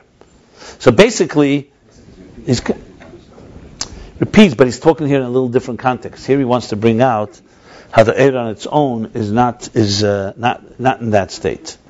Look, the point here is how spheres work. It's an end of that discussion. The truth is, this Perakim, if you really want to learn it properly, I would learn them after I would learn the first 15 Perakim, before he goes off into Esespheres, Agnuzis, and all the other things. He's really, because this, yeah. So you have to just know how to. It's like sugis, that this is like in the Gemara. You're going back to an original idea. And here he's discussing in Sfiris how the Kalim reveal the Eir. And more specifically, we can say there's Galas Eir about Kalim because Primis HaKalim. Aha. Now he's connecting it to Primis. That the revelation of energy in containers is in the inner dimension of the containers. Remember before we spoke Primis HaKalim? That makes the interface even more subtle, more profound, because Primis HaKalim is like the colors of flame, not Kalim that have a function. So he's saying now the revelation where Kali and where energy meets, where matter meets spirit, where container meets energy, it's in the inner dimension of the containers. The Primis HaKali ina mastir ala air, because the inner dimension of the container does not conceal on the energy. Because it's not yet another personality. He's going another level now. Till now we were talking 3 levels. The source, the energy that comes out of the source is still like the source, therefore concealed. There's the container that, the Aces and the container, the letters that reveal it. Now he's saying that in Aces there's two levels. In the Kalim there's 2 levels. There's inner Kali. It's not yet a separate muhus. It's not yet a separate entity. But it's a revelation, but it's a revelatory entity. So more specifically, this that we just discussed, the thing that both conceals and reveals at the same time, that's the outer dimension of the containers. But being that also, even the inner container dimension of the containers is also manifest. That's why the outer containers could conceal that it should be in a state of gili. So it's like 2 stages. So the idea first has some type of shape and form, that's the inner container, that's like the colors of a flame. Then comes the second aspect of the Kalim, which is the function, a real recipient. And because the first one does its job properly, the second one can reveal. Because the question would be, how can the container both reveal and conceal? The answer is, because there's a stage of container that's more revealing. In other words, it's basically a container that's still a tool and instrument of the Eir. Then there's a container that's like the wick, and that part conceals and reveals. Mm-hmm. And then, of course, there's a state where the letters are disorganized and they completely conceal. There's a parenthesis now within a parenthesis. And in the discussion about land and water, talk about hurricanes, water and land, sea and land, muvur, it's explained, which contradicts what he just said. Here he said, primis hakelim, the inner dimension, don't conceal. But it says elsewhere in this discussion of sea and land, that inner containers conceal and cover up. And explained elsewhere, was the malchus. This is through the exalted state of malchus, that's yam, she'in havdola, which is separate from. Therefore, the concealment discussed there is in a different way, completely, is a different discussion from what's explained here. That the concealment is in a state of covering up and hiding. He just answered a question. In other places where it says primis hakelim conceal, is not the same concealment. He's not talking about concealment of the energy. There he's talking about concealment of being exalted and removed. So it's a different discussion. So he's basically reconciling that. It's not a contradiction. But then back to this, outside of this second parenthesis, with it. So, nevertheless, this was b'derech prat. Specifically, the previous keli reveals, the outer keli conceals and reveals. But nevertheless, you have to say that b'derech klal in general, that the transmission of energy is in such a form sheyislabish, that it gets enclosed ba'keli in the container v'yizgala al yoda, and gets revealed through it. So that's in general kelim. If you break it down, there's inner and outer dimension of the container. If you remember, that was a discussion with souls, that they impact both the outer dimension, the inner dimension.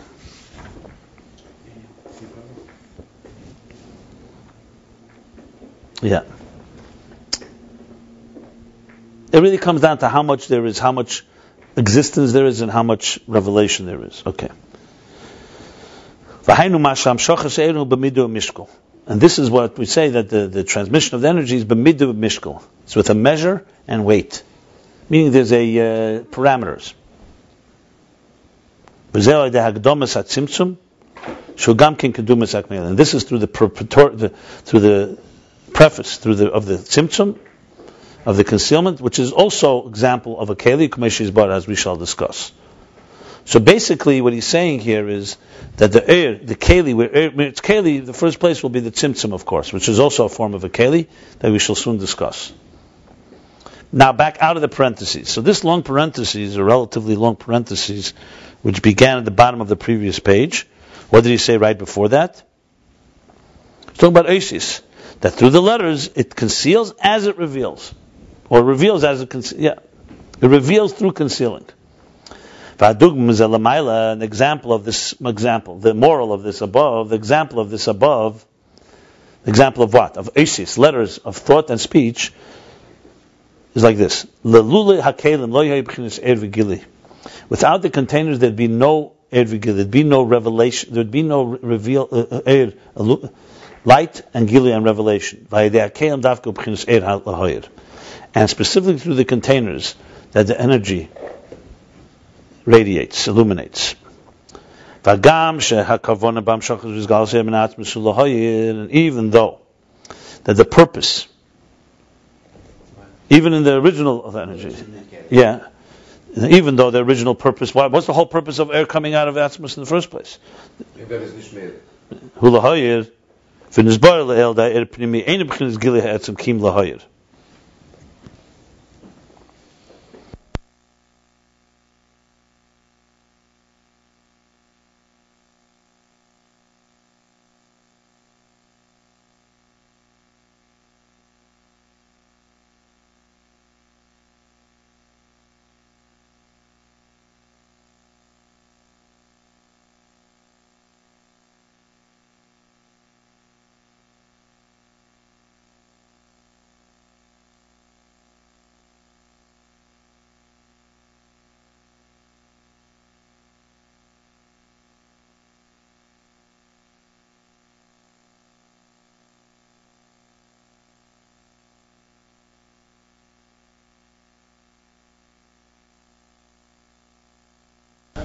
I'll repeat this.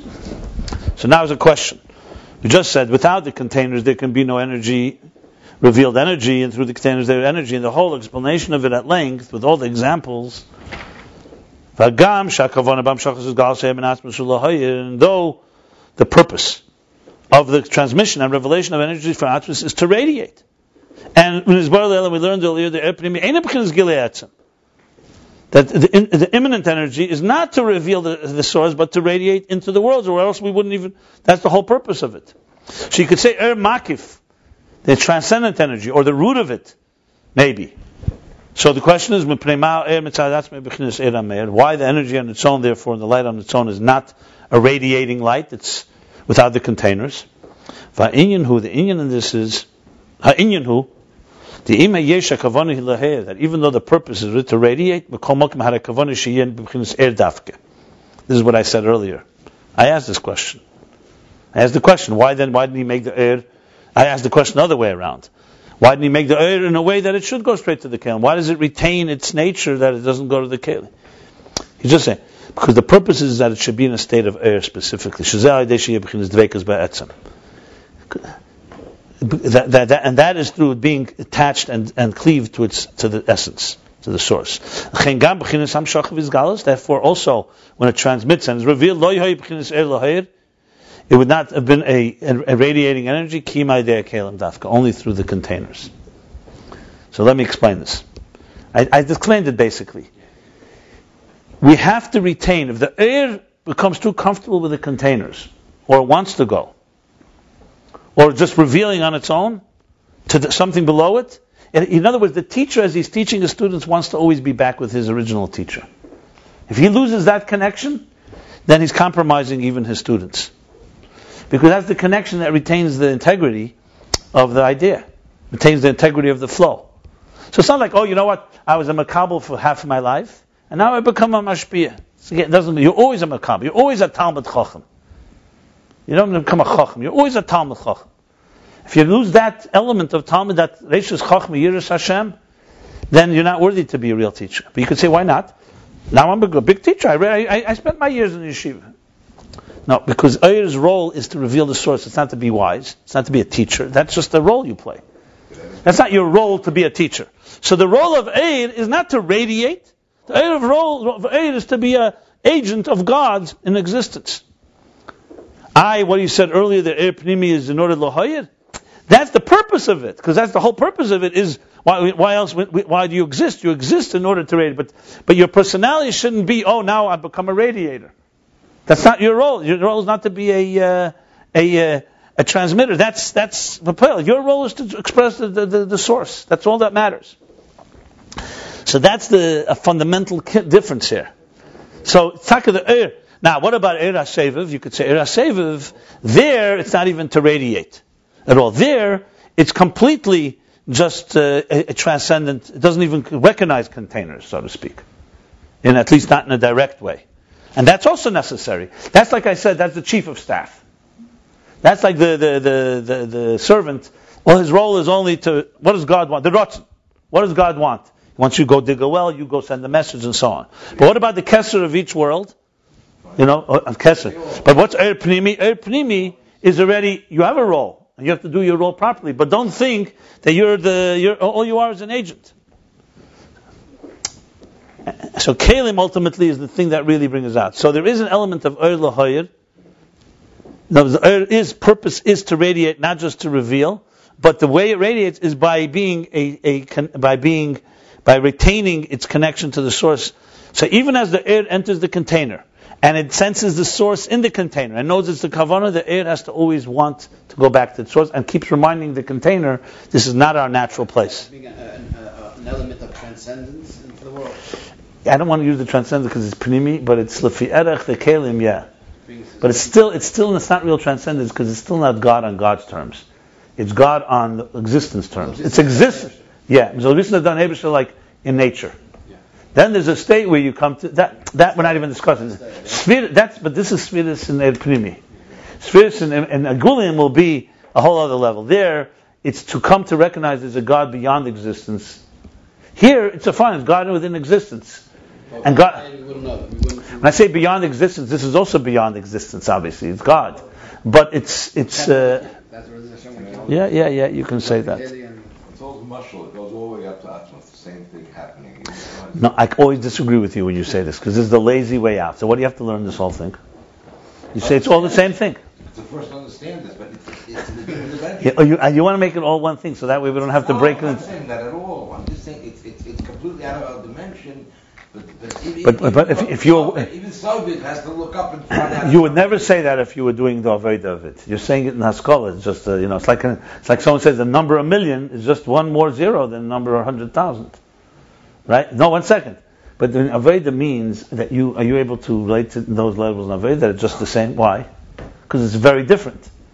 Because when you have to work on yourself, it's a very big jump from one to the next. And I'm saying that's why when you say just that, it makes me nervous because it makes it sound like we got to figure it out. We haven't figured it out. We don't have it figured out. You have it figured out? No. In Haskalah, fine. Like I told you, 1,000,000 is only one more zero. But to get from 100,000 to 1,000,000 is a lot more than that. It's the same thing. It's all.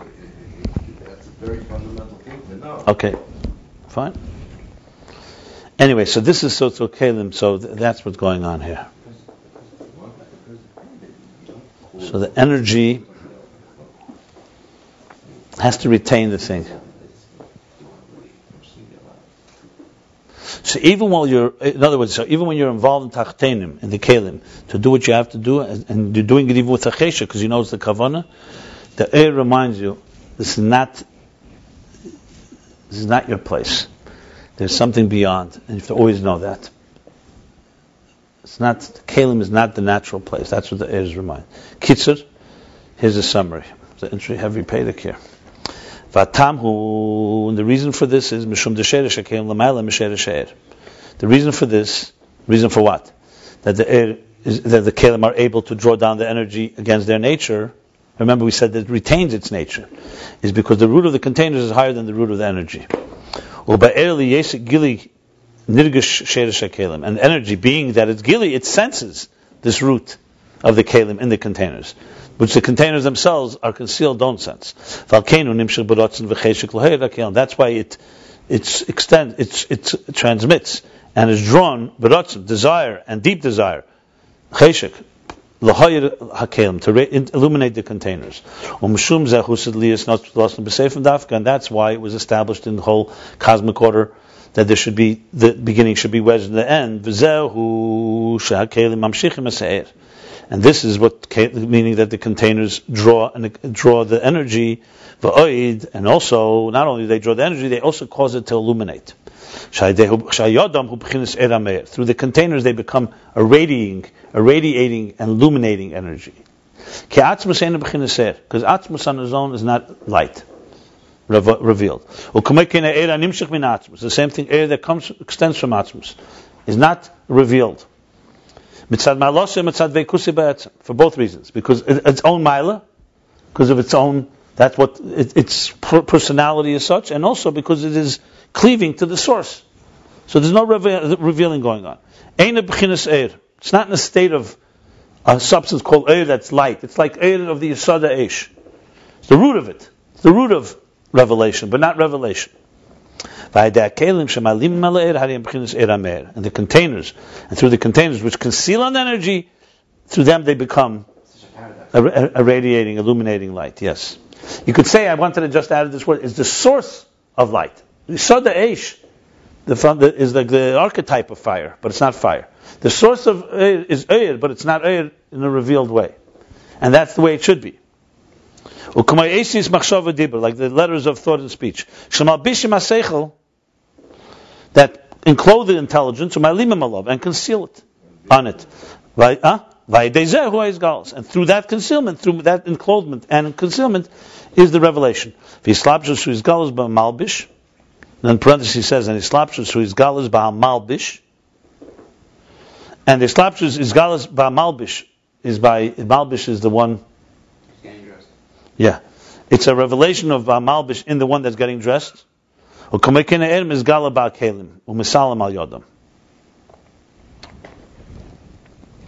saying the language a little different than what he said in there, but let me see. Malbish is the kelim. I think the Malbish is like the Melubish. One second. The or is the one that's getting. The or is being misguided in the malbish in the kelim. No, it's not the one that's getting dressed. Who's galas ba'malbish? Ukamekain. His Malbish is galas ba'malbish. Over here, talking about Malbish means different. Li shubchinis islaps ari ba'am Allah shubchinis. Malbish is the kelim, right? Yeah. Because it's Malbish the air. So that's he's dressed in that. Li shubchinis ari ba'am Allah shubchinis every killer. It's dressed. Malbish is getting dressed in the kelim. It's an active Malbish. It's the one that's dressed in the Uvislapshus who is galas ba'malbish. Ukamekain air. The slapshus is a revelation ba'malbish. Ukamekain, the same thing. The air, the energy, mizgala ba'kelim, reveals the misalam al yodam. It reveals the containers and gets concealed in them. I have to read it. We'll have to go over it again. V'yesh la'imish is galas b'primis hakelim, v'yisalm is b'chutzenis hakelim. We say the revelation is in the inner containers and the concealment is in the outer containers. I have to read this again, especially inside. I think he's saying something here that maybe we have to understand the pshat, what he's saying before. There's both a revealing element and a concealing element. That's the revealing element. Okay, I'll read it again and we'll see. And the same thing with energy, through being concealed in the containers, they become a radiating light. And then he added at the end, now he said that the whole purpose is to radiate, but the purpose is to remain light. So therefore, it's the kelim that compel it to come down. Okay, we'll stop here. The chapter 93, pages 178 through 1.